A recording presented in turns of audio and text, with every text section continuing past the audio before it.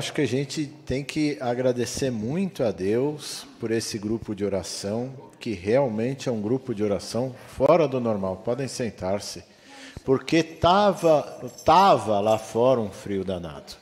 Aqui dentro não tá. Não só porque a gente fechou a porta, mas porque é o fogo do carinho, é o fogo do amor, é a animação de vocês. Que maravilha, né? Ver como vocês são animados. Olha, eu cheguei aqui com cara de 2 de novembro, agora já estou felizinho, porque vocês são realmente abençoados, graças a Deus. Amém. Gente, o tema que me foi pedido é uma frase muito simples, presente no Evangelho de Lucas, e em outros evangelhos também, mas sobretudo no Evangelho de Lucas. No Evangelho de Lucas ela é repetida várias vezes. Guardava essas coisas no seu coração. Tem uma história muito antiga mesmo, de um homem que morava numa cabaninha na floresta. Ele era lenhador e ele tinha um cachorro e ele adorava aquele cachorro. O cachorro era um cachorro grande, um cachorro bravo, né? Como ele morava sozinho naquele mato lá, o cachorro ajudava muito ele. E ele um dia encontrou uma linda moça. Eles namoraram, noivaram, casaram-se e foram morar lá no meio do mato, lá na cabaninha que ele tinha. Ele trabalhava no meio do mato, ele era lenhador, né? E a moça se afeiçoou ao cachorro, o cachorro se afeiçoou à moça. Ele saía para trabalhar, ela ficava lá com o cachorro.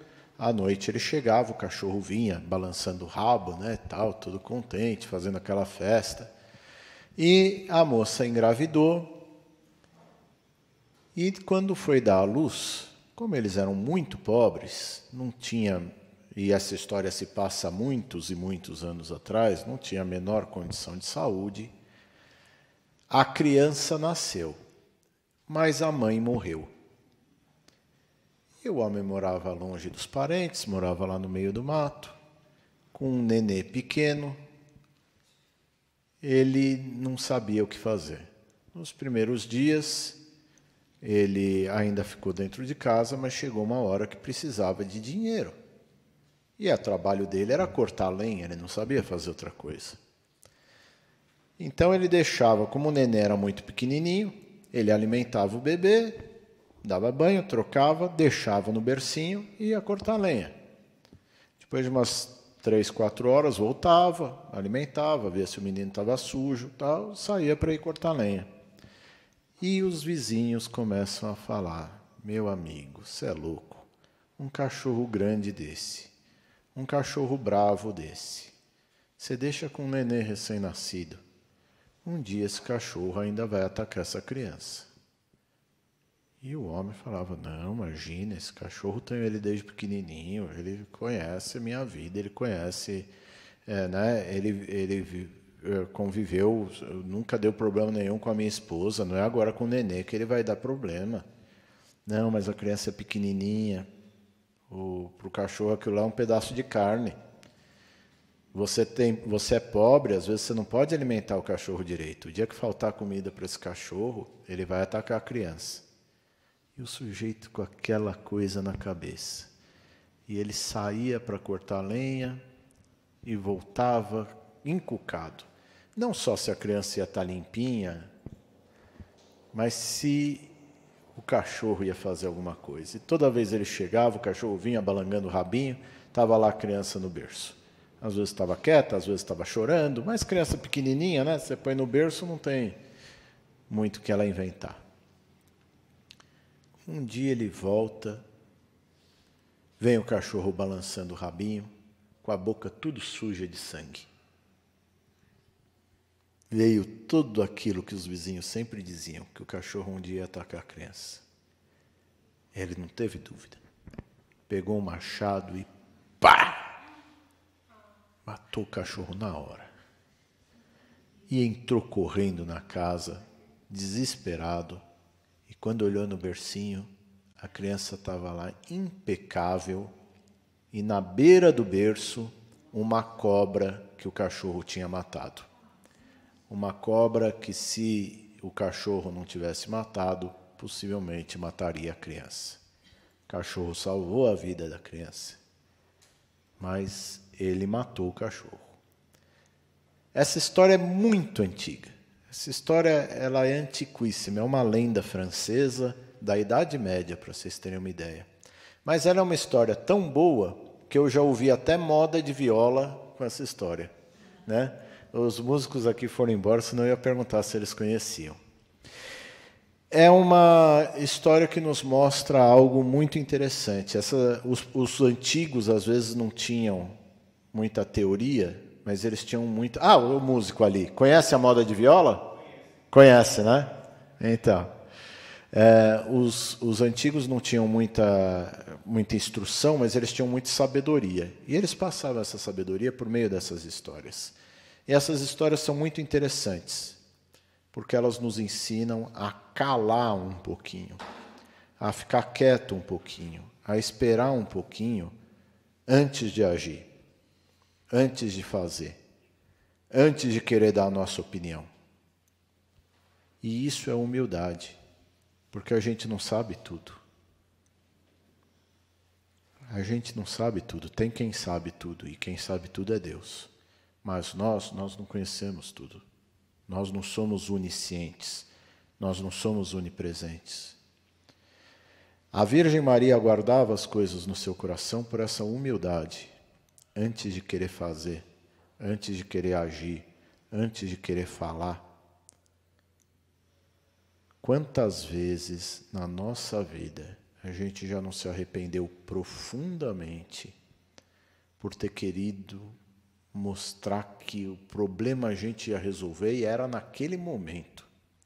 E sem conhecer a história profundamente, nós já fomos colocando, até a expressão bonita, né? Colocando o carro na frente dos bois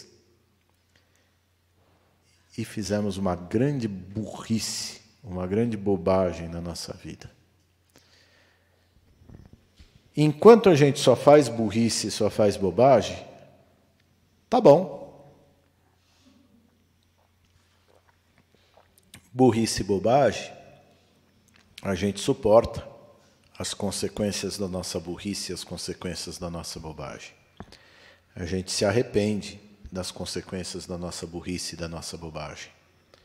Mas o problema é que quando nós não queremos guardar as coisas no silêncio do nosso coração, vamos colocando o carro na frente dos bois e cometemos algum pecado contra o 8º mandamento.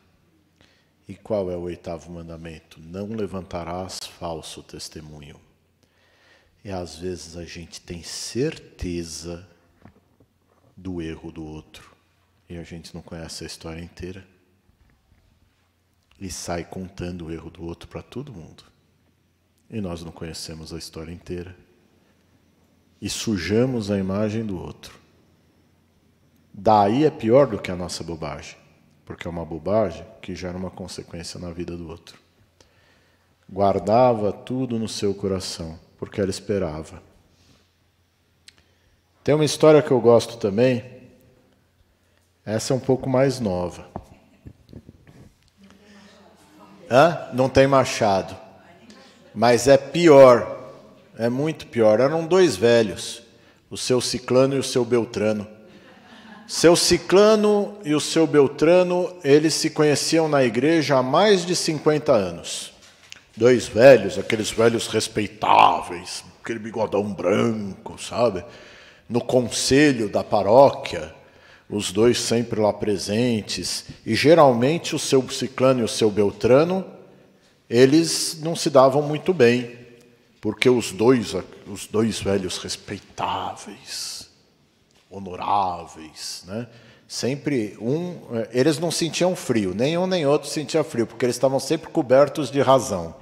Então, de vez em quando um brigava com o outro no conselho, porque um queria saber mais que o outro, tal. mas se conheciam há mais de 50 anos. Os dois, na missa, sentavam lá na frente, não perdiam missa, sempre ajudando, sempre colaborando. Os dois na cidade eram muito queridos por todos, né? Eram reconhecidos como dois homens muito rigorosos, mas dois homens muito bons, muito tementes a Deus. E o seu Ciclano, um dia às 3 da tarde, estava rezando o seu terço na janela do escritório, quando ele olha para baixo e vê, na frente de uma casa de má fama, o seu Beltrano. Seu Beltrano olha para a direita, olha para a esquerda, não vê ninguém na rua e entra na casa de má fama. Seu Ciclano falou, não é possível, eu não enxerguei direito. Deve ser alguém parecido. 3 da tarde, no meio da luz do dia, o seu Beltrano fazendo isso. Não.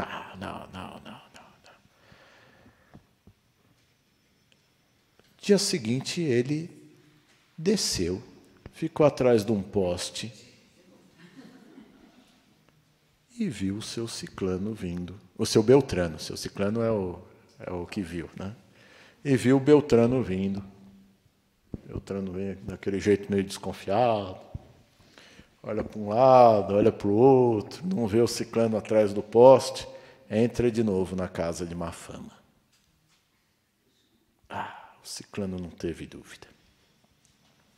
O dia seguinte, de manhãzinha, o padre estava terminando a missa, ele já entra na sacristia, chama o padre, chama os ministros da Eucaristia que estavam lá presentes e fala, senhores têm que tirar o Beltrano do conselho. O Beltrano não é digno de estar no conselho. Eu vi com esses olhos que a terra hão de comer, o seu Beltrano 2 vezes, às 3 da tarde, a hora que eu rezo meu terço da misericórdia, ainda ressaltou para mostrar que ele é piedoso e que o seu Beltrano é. Seu Beltrano entrando numa casa de má fama. E daí já vem aquele negócio, né? Um mais espevitado fala, não é possível, isso daí é porque você está com recalque, porque ele quis o preço do pastel 5 e você quis o preço do pastel 7. E outro falou, não, mas ele não tem por que mentir, onde já se viu, conheço ele há mais de 50 anos, e não sei o quê, e aquele mal-estar danado. E o padre, bobo também, coitado. O dia que vocês quiserem enganar alguém, engana um padre, porque a gente é bobo, a gente... Padre, mas não é possível, será que sim, será que não, será que tá... Não! Vamos dar um flagra nele. Vamos dar um flagra. Hoje, às 3 da tarde, vamos lá. A gente fica na janela do meu escritório. Vocês vão ver. Às 3 da tarde, ele vai entrar lá na casa de má fama. E foi 3 da tarde, todo mundo no escritório do Beltrano, meio escondido na persiana, assim. Imagina que cena ridícula. E daí veio o Beltrano.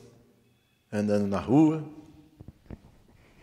meio escondido no casaco, assim, olha para um lado, olha para o outro, entra na casa de má fama. Mas todo mundo desceu aquela escada do escritório, entraram na casa de má fama. Tudo, padre, ministro da Eucaristia, membro do conselho paroquial, para dar um flagra no Beltrano.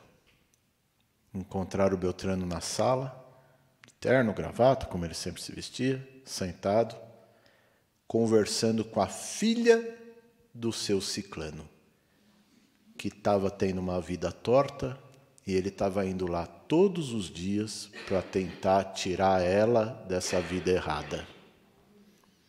O próprio pai estava tão preocupado em cuidar da vida dos outros que esqueceu de cuidar da vida dela. E essa história, ela diz muito. Porque às vezes a gente não faz isso. Mas a gente faz coisa muito parecida com essa. Vamos aqui raciocinar como o seu Ciclano. Ele tinha tudo para ter razão. 3 da tarde, um horário que não tem ninguém, o cara pega e vai numa casa de má fama. O que se faz numa casa de má fama? Coisas erradas, ora as bolas. Ele no primeiro dia viu, mas ele não fez nada. Ele ainda foi prudente, se a gente pode dizer assim. Ele quis no segundo dia ver de mais de perto, para ver se era aquilo mesmo. E viu. E era aquilo mesmo. Na cabeça dele, o assunto está resolvido. O Beltrano tem culpa no cartório. Pronto, e acabou.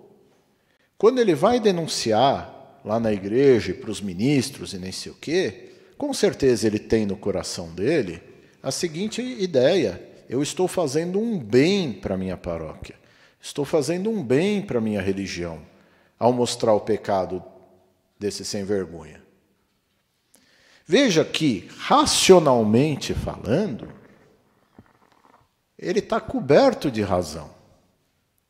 Só que ele não conhecia a história inteira. Ele não conhecia os pequenos detalhes da história. Ele nunca chegou para o ciclano para fazer aquilo que o Evangelho nos pede, que chama correção fraterna. Ele nunca chamou o Beltrano de lado e falou: ô Beltrano, já te vi 2 vezes entrar num lugar de má fama. Tá tudo bem? Tá tudo bem no teu casamento? Você quer conversar? Quer fazer uma terapia de casal? Vamos lá, eu não conto para ninguém. Eu sou seu amigo há mais de 50 anos. A gente não se dá muito bem, mas o casamento está acima de tudo. Não, ele não fez isso. Ele tinha certeza do pecado do outro. E ele foi lá e jogou o pecado do outro para a comunidade. Os que entraram na casa de má fama e viram a cena, bem sabem que o ciclano estava errado. Mas e aqueles que estavam na porta da sacristia? E o coroinha que ouviu o canto da conversa?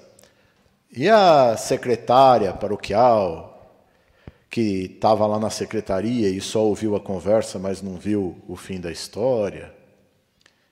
E aí? Que imagem que o Beltrano ficou? Sujar a imagem de alguém é algo muito difícil de se consertar. E por que a gente muitas vezes faz algo semelhante? Porque nós não guardamos a coisa no nosso coração. Nós queremos agir porque nós temos certeza, nós temos razão, nós vamos agir, nós vamos ser xerife do mundo, fiscal de Deus. Vamos lá, vamos agir, vamos fazer. Gente, só cá para nós. Estou vendo aqui, acho que tirando a Paula. Cadê a Paula? Que agora não estou vendo nem a Paula. Ah, está lá no fundo. Acho que todo mundo aqui já tem mais de 30 anos. Depois que a gente faz 30 anos, começa a acontecer uma coisa interessante. A gente perde as coisas. Deixei o meu copo aqui. Cadê meu copo? Alguém pegou meu copo. Quem foi o safado que pegou meu copo? E daí você lembra que você não deixou seu copo aqui nada, você deixou seu copo aqui. Mas até aí, só de você não ter visto onde você achou que você tinha visto, você já começa a achar culpado. Quantas vezes a gente já não pensou, com muita maldade, o pecado do outro? E o outro não cometeu pecado nenhum. E a gente julgava, e a gente julga. Por quê? Porque nós estamos sempre cheios de razão. Porque nós sabemos tudo e não guardamos nada no nosso coração.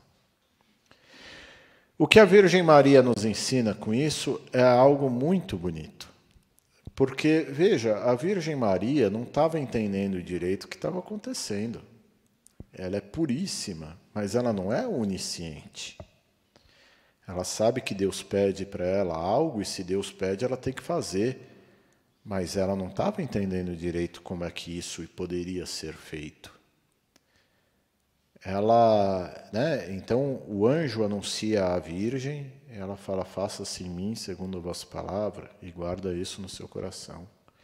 Depois ela vai no templo, e o velho Simeão pega a criança no colo, faz um estardalhaço danado, fala, bendito seja Deus, agora eu posso morrer tranquilo, meus olhos viram a salvação de Israel, e que menino maravilhoso. E daí vem a profetisa Ana, olha e fala, ai, que maravilha, esse é o Messias, esse tal. Daí o velho Simeão vira para a virgem e fala, e quanto a ti, uma espada de dor transpassará o seu peito. E ela guarda isso no silêncio do seu coração. E o menino vai com eles para Jerusalém, já pré-adolescente. Está com Zé? Está comigo? Zé, cadê o menino? Não está com você, Maria? Não, pensei que estava com você, Zé. Tal, porque eu acho que a Virgem Maria chamava São José de Zé, né? Nem sei o quê, cadê o menino, Zé? Está com você, Maria? Não está comigo. Tá, mas caramba, onde está o menino? Vamos voltar para Jerusalém. Volta para Jerusalém, encontra o menino, ensinando aos doutores. São José dá um pito nele. A Virgem Maria, que era mais calma, mãe sempre é mais calma, né? Ô, meu filho, você não vê que eu e seu pai estamos aqui preocupados com você? Ele falou, mulher, meu lugar é a casa de Deus. E ela guarda isso no seu coração. Ela guarda no seu coração sem entender. Sem entender, porque que história é essa de uma virgem conceber e dar à luz um filho? Está fora da nossa imaginação. Que história é essa? Se esse menino é tão bom, é tão maravilhoso, é um Messias, por que uma espada de dor vai cortar o peito da mãe? Né? Que história é essa de um moleque de 12 anos ir lá para Jerusalém, onde estão os grandes sábios do templo, e ele, um menino, filho de um carpinteiro e de uma dona de casa, dando lição para os sábios do templo? Como é que pode um negócio desse? E ela guardava isso no seu coração, porque ela não tinha todas as informações. E ela tinha a humildade de guardar isso no silêncio do seu coração. E sem tomar atitudes precipitadas, sem tentar fugir dos problemas, sem tentar fugir das consequências, porque ela sabia guardar essas coisas no seu coração. É isso que a Virgem Maria tem que ensinar um pouco para a gente. Ter paciência, confiar em Deus, guardar essas coisas no nosso coração. Que coisa maravilhosa, que oportunidade fantástica que nós tivemos nesses 2 últimos anos, de ver um monte de coisa que a gente não estava entendendo o que estava acontecendo. E nós não entendemos nada, né? Que história é essa de fechar o mundo inteiro, né? Fechar a igreja, então. Eu queria virar do avesso. Imagina. Vocês não sabem o que é para um padre, para um pároco, pôr um papelzinho na porta da igreja, escrito assim, por ordem do governo estadual, essa igreja está fechada. Vocês não conseguem imaginar o que eu senti naquela hora. Nem chorar eu consegui, porque eu estava tão besta, tão bestificado. E daí os fiéis não vêm, e daí a coisa não caminha, e daí você fala, e agora? Mas Deus sabe. Nós tivemos a oportunidade de confiar nele, de confiar profundamente nele. E foi ótimo. Eu acho que todo mundo aqui, nessa sala, hoje, sabe confiar mais em Deus. Porque todo mundo, há 2 anos atrás, achou que ia ser bem pior do que foi. Não é verdade? Achou que ia passar fome, achou que ia ter guerras maiores. E estamos aqui, firme e forte. Graças a Deus, e o negócio foi acabando, as máscaras estão indo para o desuso. Gente, é o silêncio do nosso coração e a confiança em Deus que nos faz calar, que nos faz aceitar as coisas da Virgem Maria. Mas não era só a Virgem Maria que se calava. A profecia de Isaías vai falar de Nosso Senhor e vai falar, como ovelha, ele vai para o matadouro, sem berrar, sem reclamar, sem pestanejar. Nosso Senhor, sem fazer escândalo, vai para o matadouro, guardando isso no silêncio do seu coração. E talvez essa seja a grande atitude dos santos, de saber calar, de saber guardar no seu coração até mesmo as injustiças, até mesmo as acusações falsas, até mesmo as maldades que fazem contra nós. Porque se Deus tudo controla, uma hora tudo vai ser resolvido.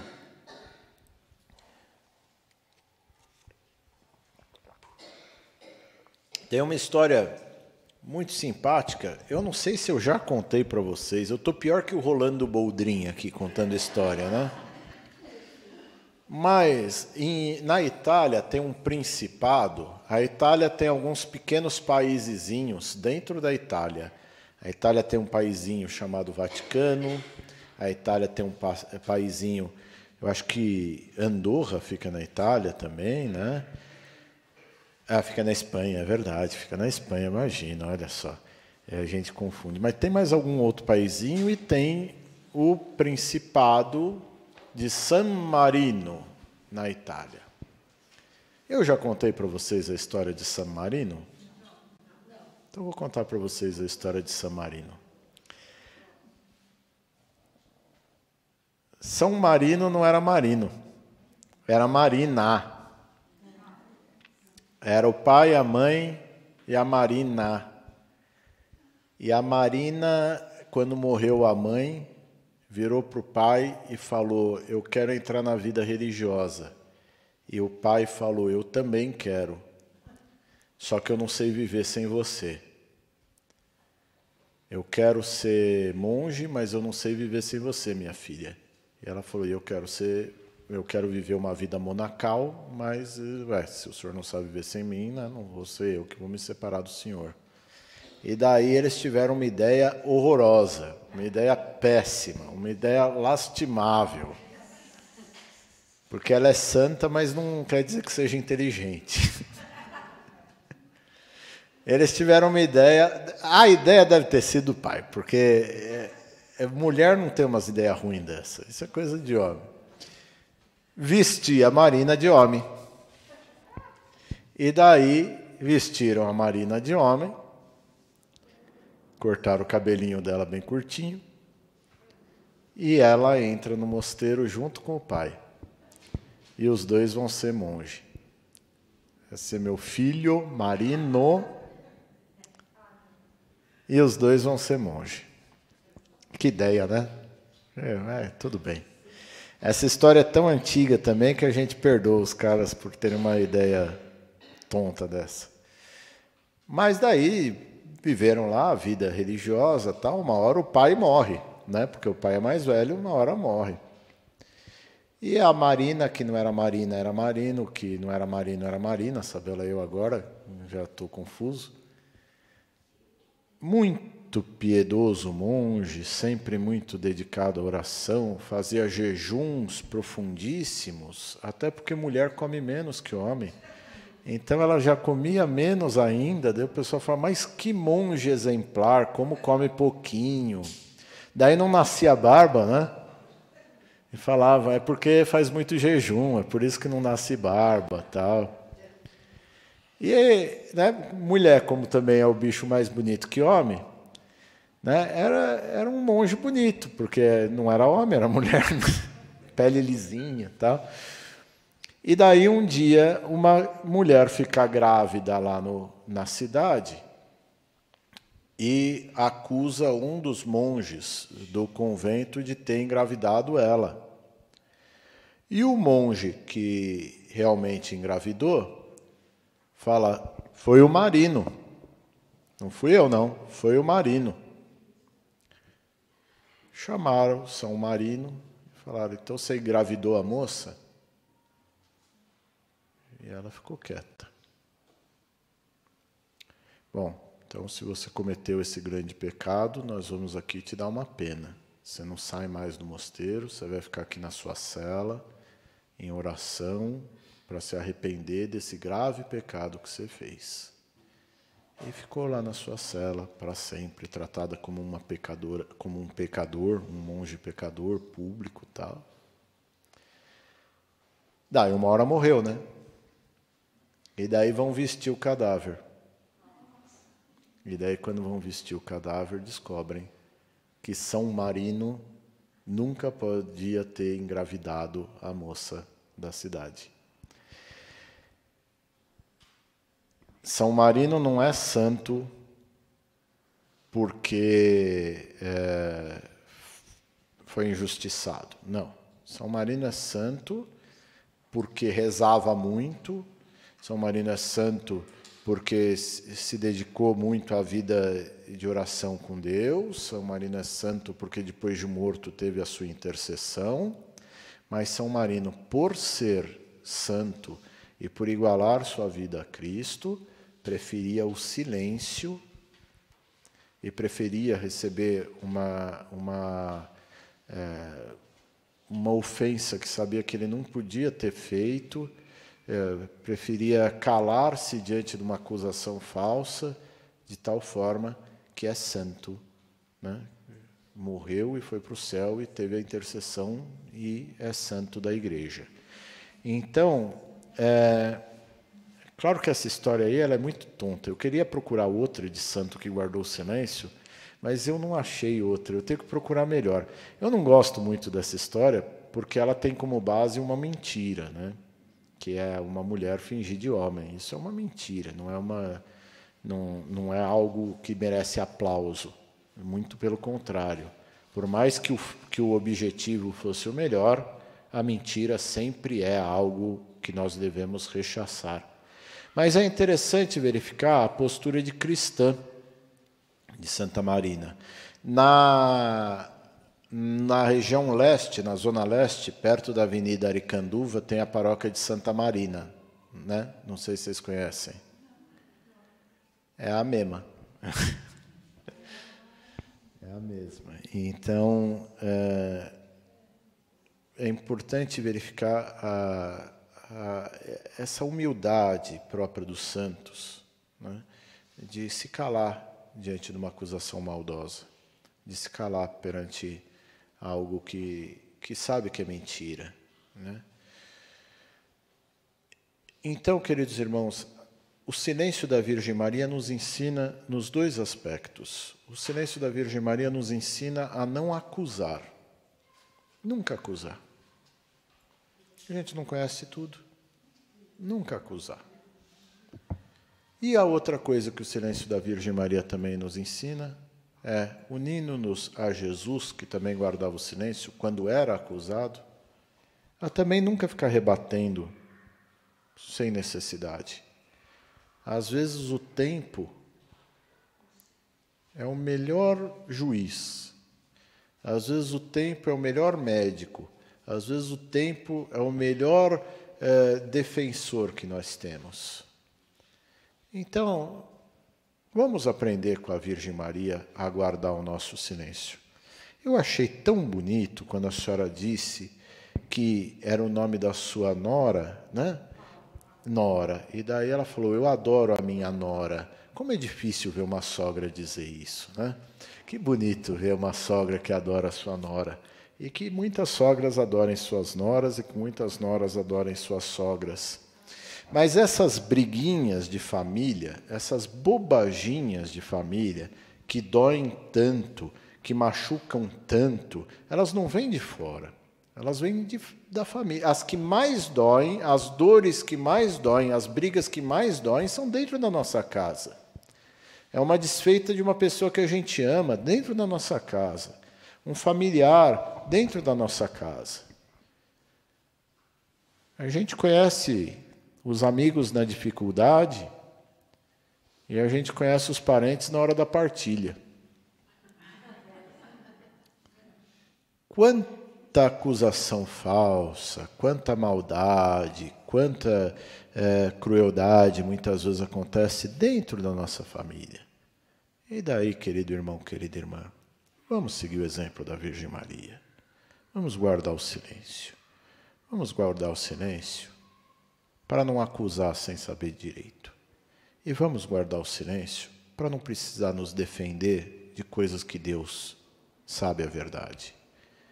E é isso que a Virgem Maria vem nos ensinar hoje. E é isso que nós esperamos aprender. Falo para vocês e falo também para mim. O ouvido mais perto da minha boca é o meu. E vou dizer para vocês que é muito difícil. E eu teria muita dificuldade de ficar em silêncio diante de uma acusação maldosa. Uma vez fizeram uma acusação maldosa contra mim. E eu vou dizer para vocês que no começo eu tentei levar na risadinha, mas aquilo lá me incomodou muito. Me incomodou bastante. Me incomodou de tirar o meu sono. O sujeito foi no shopping, viu minha cunhada e meu irmão andando de mão dada. Saiu na paróquia dizendo que era eu. Safado nem para chegar perto para ver se era eu mesmo. Mas saiu espalhando na paróquia. Pelo menos ele saiu espalhando que eu tinha esposa, né? Porque esposa já é, né? Então o padre é sério, pelo menos tem esposa, um homem casado. Mas vocês veem que maldade, né? Que bobagem. Agora, me machucou bastante, me machucou tanto. A sorte é que na hora eu tive luz de quando a pessoa veio me contar o assunto, eu falar, nem que eu insista, me diga o nome da pessoa. Por favor, nem que eu insista, me conte quem está fazendo essa maldade. Porque se você me contar, eu vou pegar uma raiva do caboclo.